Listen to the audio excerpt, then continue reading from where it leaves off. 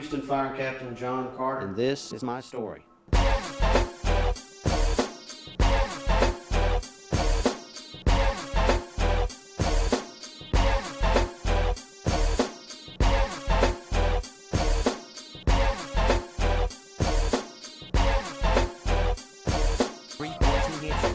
Running on the side. They're riding on the side? Yeah, they're running on the side. 3 14-inch rims is running on the side. On August 31st, 2006, Houston Engine 508 was dispatched as part of a box alarm assignment for a house on fire with occupants trapped. House fire on report of trapped person.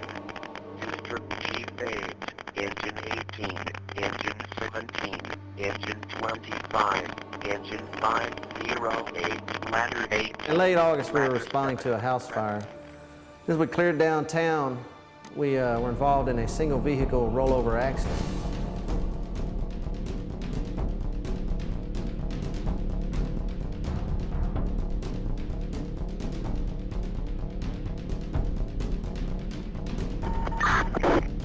This is Dave, emergency. Did you call an emergency? Go ahead with your message. This is Dave. Engine 508 has been involved in a rollover accident at the corner of Sampson and the Gulf Freeway. The rescue truck, and stand by for further.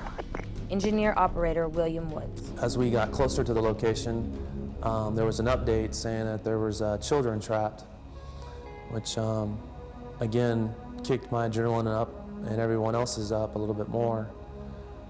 Basically, I had to pedal to the metal trying to get there as fast as I could. Engine 508 was about 100 yards ahead of us, headed south on Pierce, and we were approaching the point where there's a freeway on-ramp.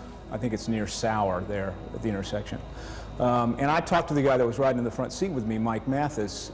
Should I stay on the freeway or should I stay on the feeder? And he told me, stay on the feeder. And evidently, the same thing was going on in the pumper ahead of us. I had a decision to make, whether to get on to the freeway or to stay on the feeder. At probably the last moment I could make a decision, we decided that I needed to stay on the feeder. And by that time, I was already putting on my air pack and was cinching it up. And just as I had cinched up, I had heard one of the squeals from the tires. And I thought that didn't sound good. I couldn't feel anything, but it didn't sound right. So I just kind of, I guess you could say, turtled and just balled up a little bit. I took a turn, which I had taken before. I didn't know this at the time, but someone said that my back wheel had hit the curb, and maybe that's what got the pumper to rocking. I'm not sure, but all I know is that I lost control.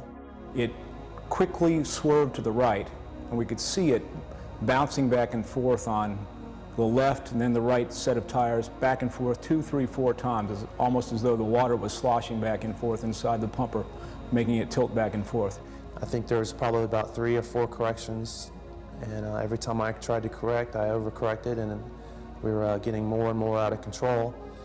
And probably the second time that I tried to correct the steering, I was almost 100% sure we were going to wreck. Finally, the pumper almost took almost a sharp left turn. It finally fell to its side. It veered off onto the median between to the right of the freeway, between the freeway and Pierce, and fell to its side and slid between the freeway guardrail and a large light fixture. And the 2 guys that were in the car with me ran to assist immediately, and I called on the radio for a rescue truck and ambulances. Next thing I know, Chris was asking me if I was all right. And he's sitting there shaking me, and I was looking around. I saw the battery compartment door cover gone, and I was like, okay, so we're on our side. So, I mean, it happened faster than I thought it could have or would have had I'd seen it, because everyone that had saw it said, you know, y'all were doing this, that, and every other thing. I said, I couldn't tell you. I said, it happened too fast.